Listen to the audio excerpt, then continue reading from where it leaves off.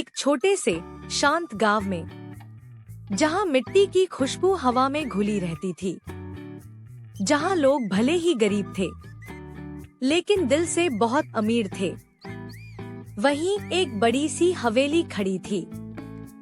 उस हवेली में रहता था गांव का सबसे बड़ा व्यापारी, सेठ हरिहर दास।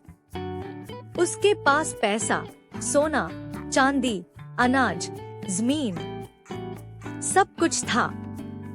लेकिन अगर किसी चीज की कमी थी तो वह था उसका दिल।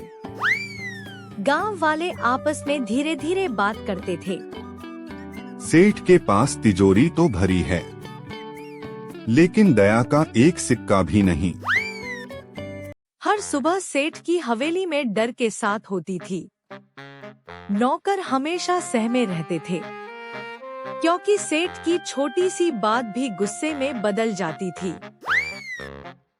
सेठ गुस्से में कहता है, अरे ओ रामू, यह दूध इतना पतला क्यों है? पैसे पूरे लेता है और दूध आधा पानी। रामू कांपते हुए सुन रहा होता है। उसके चेहरे पर डर साफ दिखाई दे रहा था। रामू डरते हुए कहता है, मालिक, आज गाय बीमार है इसलिए। सेठ बीच में काटते हुए कहते हैं, बहाने मत बना, कल से आधा दूध ही लाना, पैसे पूरे नहीं दूंगा। सेठ की कंजूसी सिर्फ पैसों तक नहीं थी, वह इंसान की मेहनत तक को भी तौलता था। दोपहर के समय जब गांव का चौराहा लोगों से भरा होता, सेठ अकड़ के साथ वहां से गुजरता। भिखारी कहता है, सेठ जी, भगवान के नाम पर थोड़ा अनाज दे दीजिए। भिखारी की आवाज में भूख थी और आंखों में मजबूरी। सेठ हंसते हुए कहता है, भगवान के नाम पर? तो भगवान से ही मांगो, मुझसे क्यों? सेठ के शब्द चाकू जैसे थे।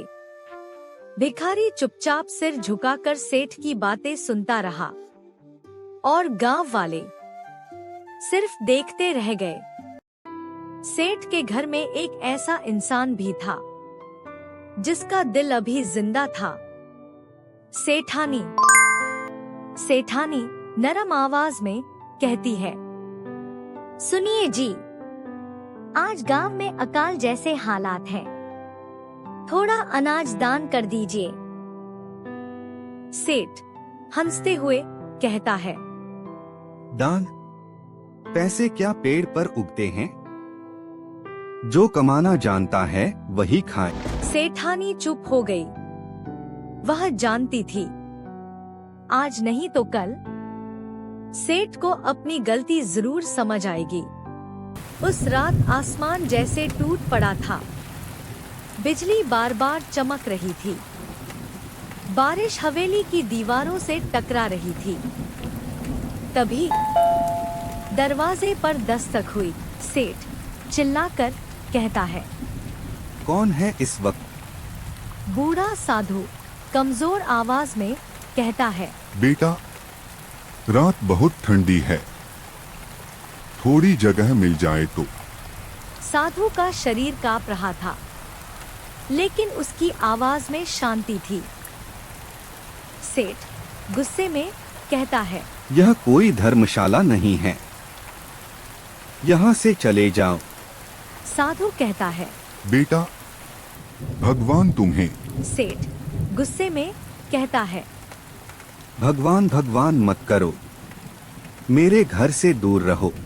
सेठ ने गरीब साधु बाबा को घर से निकाल दिया और उसी पल आसमान गरज उठा। अचानक हवेली में अंधेरा छा गया। सेठ का दिल जोर जोर से धड़कने लगा। सेठ घबराकर कहता है, रामू, रामू कहाँ हो? कोई जवाब नहीं आया। हवेली जैसे सेठ को निगलने लगी। सेठ भागकर तिजोरी के पास गया। वही तिजोरी जिससे उसे सबसे ज्यादा प्यार था। सेठ चीखते हुए कहता है, नहीं, मेरा सोना, मेरी दौलत किधर है? सेठ का सोना और सिक्के गायब हो रहे थे। साधु की आवाज गूंजती हुई कहती है, धन वही टिकता है जो दूसरों के काम आए। सुबह की धूप हवेली में आ गई। सेठ जमीन पर बेहोश पड़ा था। सेठानी रोते हुए कहती है, हे भगवान, सब कुछ चला गया। सेठ टूटी हुई आवाज में कहता है, नहीं, सब कुछ नहीं गया, मेरी आंखें खुल गई हैं। उस दिन के बाद सेठ बिल्कुल बदल गया। उसने सारे गांव वालों को बुलाया। सेठ भावुक होकर कहता है, मैंने जिंदगी भर सिर्फ जोड़ा, आज समझ आया बांटना भी जरूरी है। गांव वाले कहते हैं, सेठ जी, क्या सच में आप? सेठ कहता है, हाँ, आज से मेरा अनाज भंडार सबके लिए खुला है। जिस सेठ से गांव वाले डरते थे, आज उसी सेठ के लिए दुआ करते हैं। दौलत बांटने से कम नहीं होती और दिल बांटने से इंसान बड़ा बन जाता है। और इसी के साथ आज की कहानी होती है समाप्त। अगर आप और ऐसी कहानियां सुनना चाहते हैं तो किड्स स्टोरीज हिंदी को सब्सक्राइब कर दीजिए।